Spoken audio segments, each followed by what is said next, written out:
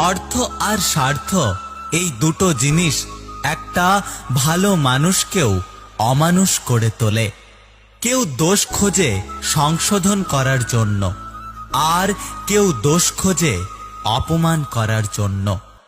চোখের জল কোনোদিনও মিথ্যে বলে না, কারণ চোখের জল তখনই আসে যখন কাছের কেউ কষ্ট দেয়। ঝগড়ার পরে যে প্রথম কথা বলে সে নির্লজ্জ না, তার কাছে সম্পর্কটার মূল্য সবচেয়ে বেশি। সম্পর্কে নাম থাকাটা জরুরি নয়, সম্পর্কে টান থাকাটা অনেক জরুরি। ঠকতে ঠকতে সেই বোকা মানুষটাও একদিন বুঝতে শিখে যায় যে কে তার ভালো চায় আর কে তাকে ব্যবহার করে। সময় যখন বিচার করে তখন কোনো সাক্ষীর প্রয়োজন হয় না। মানুষের মুখ দেখে নয়, তার ব্যবহার দেখে চেনার চেষ্টা করুন, কারণ চিনি আর নুন একই রকম দেখতে, কিন্তু তাদের স্বাদ সম্পূর্ণ আলাদা। একটা কথা কি জানো তো, বেঁচে থাকার চেয়েও ভালো থাকাটা অনেক জরুরি। নিজেকে সবসময় খুশি রাখতে চাও, তাহলে কারোর কাছ থেকে কোনো কিছু আশা করো না।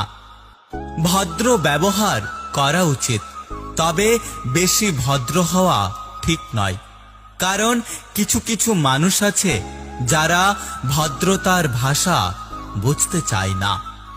মানুষের উপরের রং দেখে তাকে ঘৃণা করো না, হয়তো তার কোনো একটা গুণ আছে যেটা সোনার চেয়েও বেশি মূল্যবান। শুধু সাপ নয়, কিছু কিছু মানুষও খুব বিষাক্তক হয়। সাপকে তবুও দূর থেকে চেনা যায়, কিন্তু বিষাক্তক মানুষকে চেনা যায় না। নিজের ভালোবাসার মানুষকে অন্যের পাশে দেখার কষ্ট পৃথিবীতে সবথেকে বড় কষ্ট।